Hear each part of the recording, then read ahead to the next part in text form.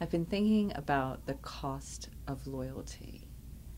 And I've been thinking about what it takes to stand by the thing that you are loyal to. And what you do when that person that you are loyal to, where you see their foibles. My first way into understanding this play was to think about that. Was think about, here's somebody, and this is what's so moving to me about her, is that she was so loyal in her life to Nixon, and her life was defined by him, and yet, you know, in a good way, in so many ways, he made her somebody.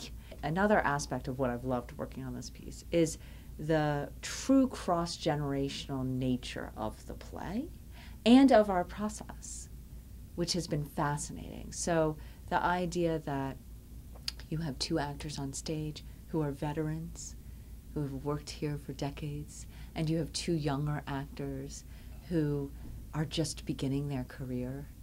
And we have designers and myself who sort of are in the middle of our career right now.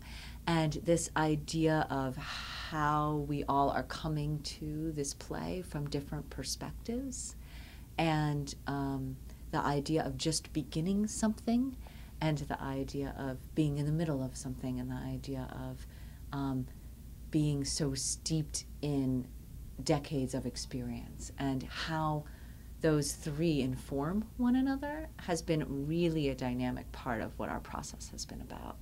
A theme of the play that is dynamic to me is the idea of home. And in so many ways, Rose was most at home in the White House with Nixon.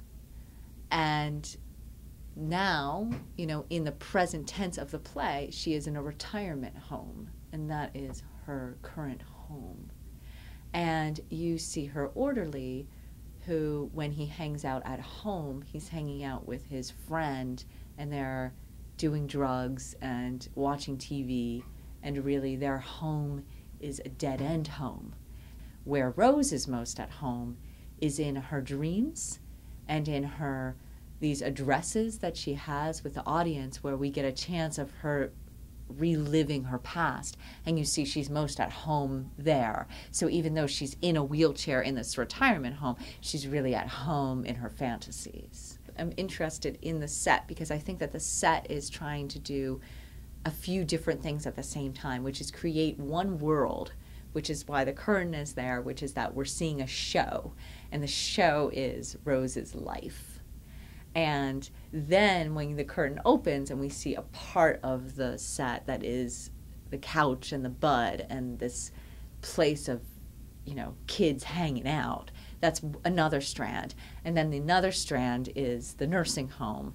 And then the other strand, though, is how to have the feeling of the White House present.